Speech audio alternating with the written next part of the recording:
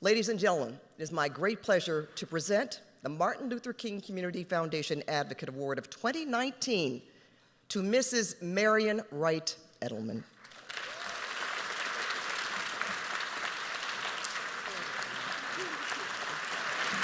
Thank you. Thank you. All I have done in my life has been following the lead of my parents and my community co-parents, and I was a rebel from the beginning. And I always had a cause worth fighting for, and my favorite first cause was up at the Belk's department store in my home county, and I went with my Sunday school teacher, and I was thirsty, and I went to drink I wanted to drink water, and I didn't pay attention to the black and white water signs, and it turned out she was panicked, and she jerked me away from the water fountain, and I said, what's the matter? What have I done? And she pointed out white, black. And I went home with my little wounded psyche and told my parents about this.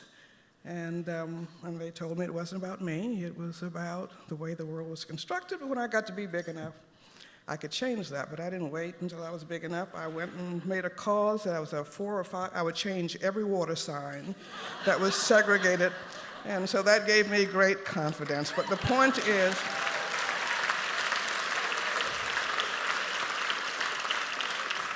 children do what their parents do, they do what their community institutions do, and there's not a single issue I work with on the Children's Defense Fund that does not go back to my childhood, of denied health care, of poverty, of mistreatment, but the good side of my growing up was the great people who always said, what can we do about it? And the day after Dr. King was shot, I began to go out into the neighborhoods. There were riots in Washington, D.C. and all over the country to talk to children and to tell them not to loot and to raid and to ruin their futures. And a little black boy about 12 looked me straight in the eye and he said, "Lady, what future? I ain't got no future. I ain't got nothing to lose." And we've made great progress over the last 50 years, but so much peril remains to snuff out.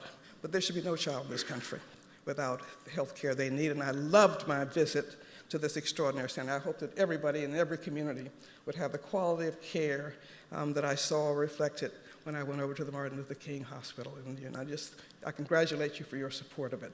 I wish it's really wonderful. They need to be everywhere. And I hope that you will start in California showing the example by implementing the proposals of your new governor to end child poverty. If California can do this with the largest number of poor children in the country, we don't need to have that in California. And we can do something about it, and he's put in a number of proposals and strategies to do that, all of which are cost-effective, all of which are decent, all of which are overdue. So I hope that California can set the standard for how we're going to eliminate child poverty in America all over this place, but by following the example of California. This is doable. Let's honor Dr. King by finishing the job and finishing the dream. And so I thank you for all of this today. Thank you.